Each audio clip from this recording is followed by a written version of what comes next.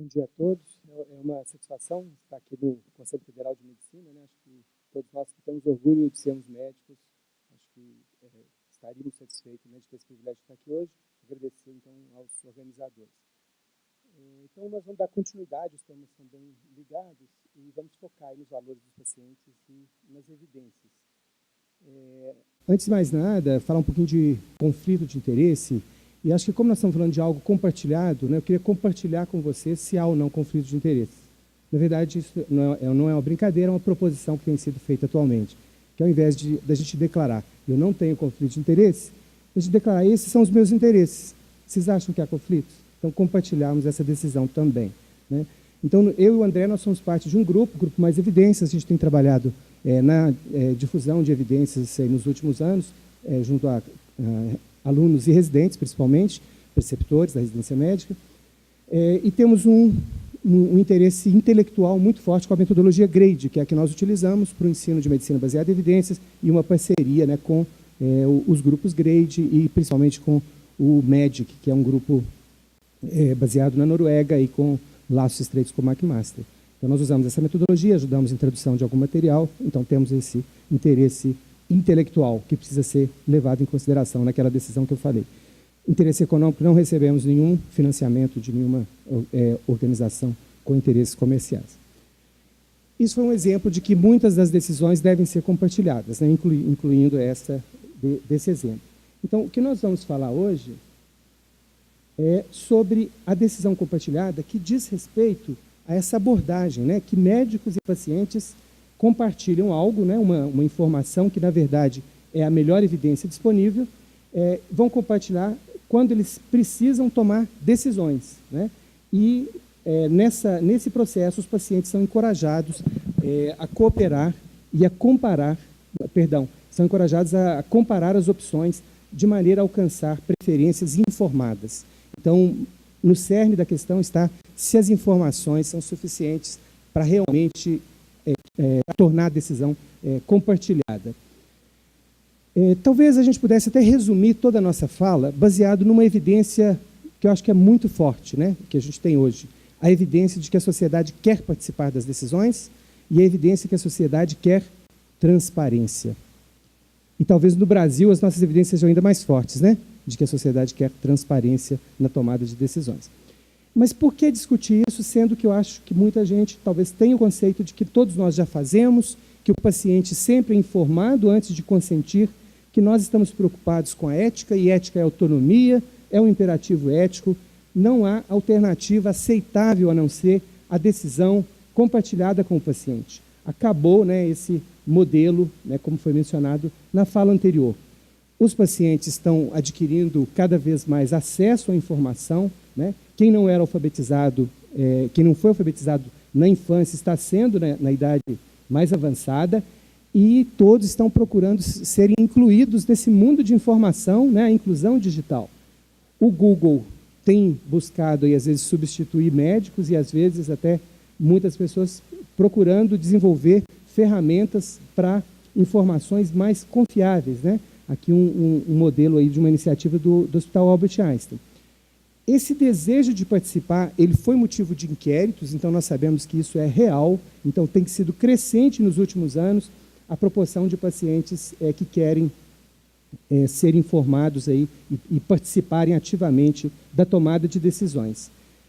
Essa alfabetização para a saúde, ou essa competência para realmente entender e participar das decisões, tem sido chamada de literacia ou alfabetização para a saúde. Essa é a definição da Organização Mundial de Saúde, que diz que habilidades cognitivas e sociais que determinam a motivação e a habilidade dos indivíduos para o acesso, o entendimento e a utilização da informação de modo a promover e manter a boa saúde. Então, não é simplesmente ter acesso à informação, né, mas é um conjunto de habilidades para decidir qual informação e quais serviços atendem às necessidades e preferências para, então, poder agir, aí a definição estendida do CDC.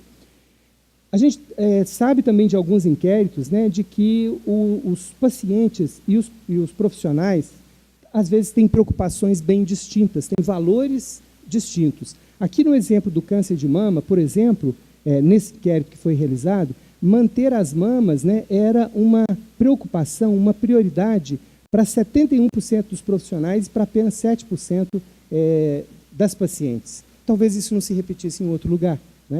Viver o maior tempo possível, uma prioridade absoluta para os profissionais, 96%, e não tanto para os pacientes. Uma aparência natural, né, quando não estivesse usando roupas, os profissionais valorizando demais e apenas 1/3 dos pacientes valorizando. Evitar o uso da prótese, os profissionais acharam que não haveria problema nenhum, mas 1/3 dos pacientes achavam isso algo muito preocupante, né? Então, isso aqui ilustra que nós precisamos estar atentos ao que os pacientes preferem, o que eles se preocupam. Nós precisamos fazer esse diagnóstico. Então, o diagnóstico que falta hoje é esse, né? Então, citando aí o King's Fund, né, muitos médicos aspiram à excelência no diagnóstico de doenças. Infelizmente, poucos aspiram o mesmo padrão de excelência no diagnóstico do que os pacientes preferem ou almejam. Então, essa é a situação. Pacientes que desconhecem as opções de tratamento e os desfechos bons e ruins de cada ação. Toda ação médica intrinsecamente traz resultados bons e resultados ruins. E médicos que desconhecem as circunstâncias e as preferências dos pacientes, que variam, né, com a cultura, com o local, com a história individual de cada um. Nesse cenário, as decisões não serão de boa qualidade. Talvez no cerne disso esteja, né, como já foi mencionado também, foi chamado por essa edição do British Medical Journal de a idolatria dos desfechos substitutos, né? Os médicos continuam idolatrando um efeito no resultado de um exame laboratorial, né? Idolatrar parece uma palavra forte, mas talvez ela realmente reflita a nossa realidade hoje, né? Então, fazer um diagnóstico se torna o mais importante do que realmente viver bem e viver mais para os nossos pacientes. Para enfrentar essa situação, então existe um movimento aí para promover a decisão compartilhada e sistematizá-la em 3 perguntas. Então, os pacientes seriam encorajados, né, e já estão sendo naturalmente, por essa inclusão digital, pela literacia na saúde, então do paciente se perguntar quais são as minhas opções, quais são os possíveis benefícios e riscos, né, de cada uma dessas opções, e qual a probabilidade dos benefícios e riscos de cada opção. Utilizar recursos que promovem essas perguntas e promovem a decisão compartilhada traz benefícios, traz efeitos bons.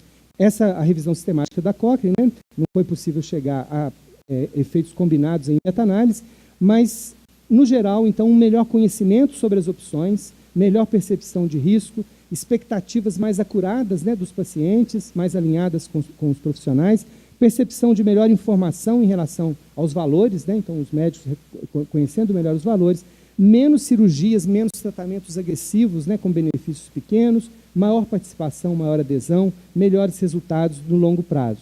Esses efeitos aí apontam para várias implicações possivelmente bem importantes para a gente, né?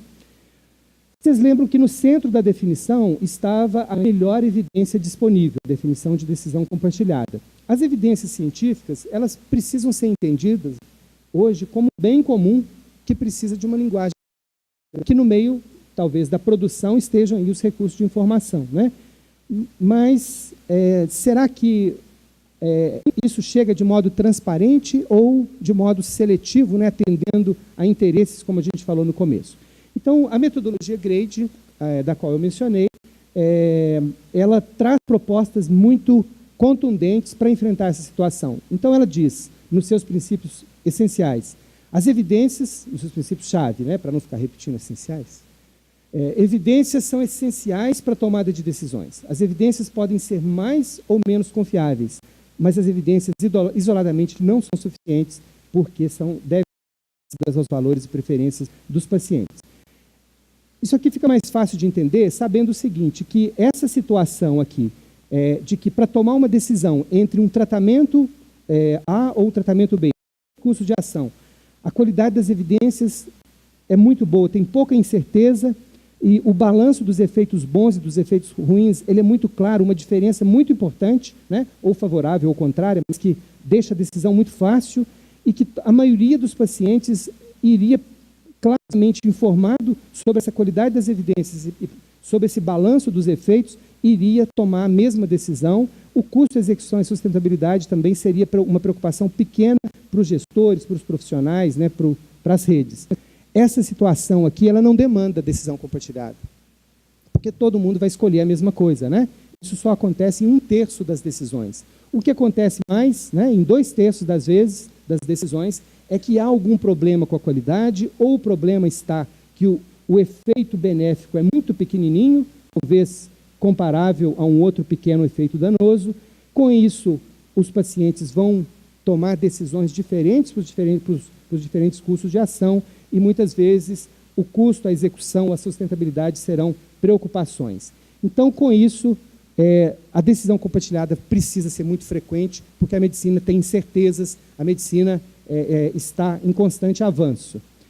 Então, para sistematizar o uso daquelas perguntas, o Glenn Elwin, ele propôs aí que ela fosse entendida em 3 momentos, em 3 conversas. A conversa da parceria, das opções e a da decisão. A da parceria, que ele chama de team talk, né, que seria a conversa do time, né? Então, de falar, olha, nós vamos trabalhar juntos para tomar a melhor decisão, né? Nós vamos decidir juntos, e o motivo de nós estarmos conversando é porque há opções razoáveis. Se houvesse só uma opção boa, claramente melhor, nós não iríamos estar tendo essa conversa. Nessa conversa, oferecer a possibilidade da escolha, justificar, avaliar a reação e evitar fechar questão. Muitas vezes o paciente vai falar, não, doutor, mas o senhor que decide, o senhor que é o profissional, né? Fala, calma, eu até tenho uma opinião, mas vamos conversar, se for preciso, no final eu dou a minha opinião. Nós vamos tentar conversar juntos. No momento, no segundo momento, informações detalhadas sobre cada opção, e aí a gente precisa saber o que o paciente já tem de conhecimento, ou de pré-conhecimento, e às vezes até preconceituoso, né? Avaliar a lista de opções, descrevê-las e, principalmente, dar informações sobre risco, danos e benefícios. Para isso fica muito mais fácil com instrumentos de apoio para a decisão e sumarizar, né, para a tomada dessa decisão.